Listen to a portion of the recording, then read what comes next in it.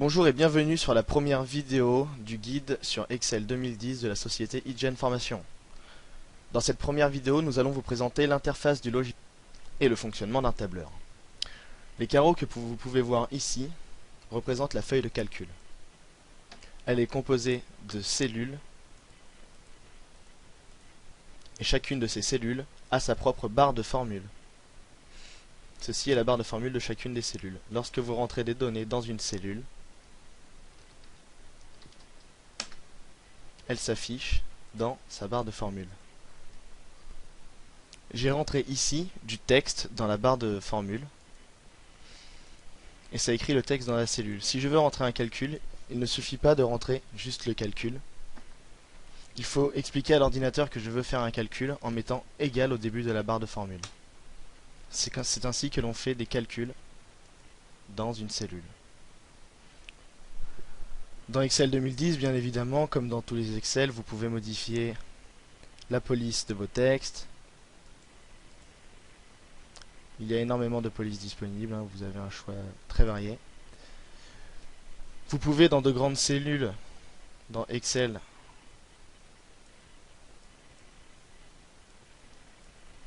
centrer votre texte de la manière dont vous le voulez.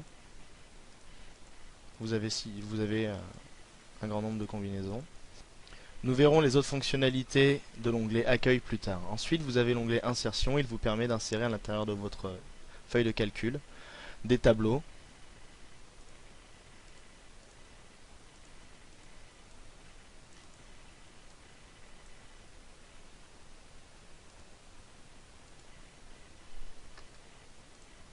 Ainsi.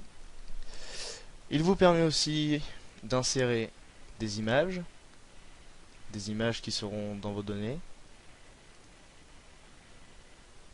Il vous permet d'insérer des colonnes. Alors ça, ce sont des graphiques, des lignes, des secteurs, des barres, des aires, des nuages. Enfin ça, c'est des nuages de points. Des courbes, des histogrammes. Plein de fonctionnalités qui vous serviront plus tard. Ceci sert à faire un lien sortant de votre document vers Internet, par exemple, ou vers un autre de vos documents, etc. Alors dans la mise en page, vous avez la modification de thème. Ça vous permet de choisir différents thèmes qui vont, par exemple, voilà, adapter directement vos tableaux, vos textes, etc. Vous avez donc ici des thèmes de police qui adaptent vos textes selon leur emplacement. Vous avez des effets, vous pouvez faire des effets sur certaines de vos structures, là il n'y en a pas, on verra plus tard. Vous pouvez mettre des marges, donc tout ça c'est de la mise en page, nous verrons la mise en page en temps voulu. Dans les formules, donc là vous avez le registre de toutes les formules, donc ça on le verra quand on verra les calculs. Vous avez ici toutes les formules, alors ça c'est toutes les formules basiques qui servent dans Excel 2010, enfin dans tous les Excel. Vous avez une somme, la moyenne, le calcul conditionnel, etc. Les formules de finance, les formules de logique, donc c'est-à-dire le calcul conditionnel, les formules de texte qui servent pour remplacer des mots, etc. Les calculs de date et d'heure. Vous avez énormément de fonctionnalités mathématiques aussi disponibles ici. Vous avez la fenêtre espion qui vous servira quand vous aurez des grands documents pour surveiller certains endroits pendant que vous ferez des calculs. On verra la fenêtre espion pendant une leçon à part. Vous pouvez importer des données depuis divers documents. Effectuer des tris dans vos tableaux selon les données. Filtrer aussi vos tableaux pour afficher que des valeurs souhaitées.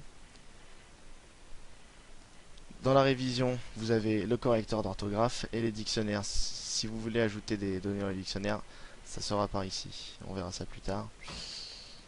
Vous pouvez verrouiller votre document avec un mot de passe et empêcher la modification. Vous pouvez fractionner votre écran. Dans les grands tableaux, ça sera utile. Je vous montrerai un exemple précis plus tard. Vous pouvez faire les macros, c'est-à-dire des raccourcis. On verra ça en temps voulu. Et Antidote est un logiciel supplémentaire que j'ai installé qui permet de faire un correcteur d'orthographe extrêmement puissant. Voilà, c'est tout pour la présentation d'Excel. Au revoir pour la prochaine vidéo.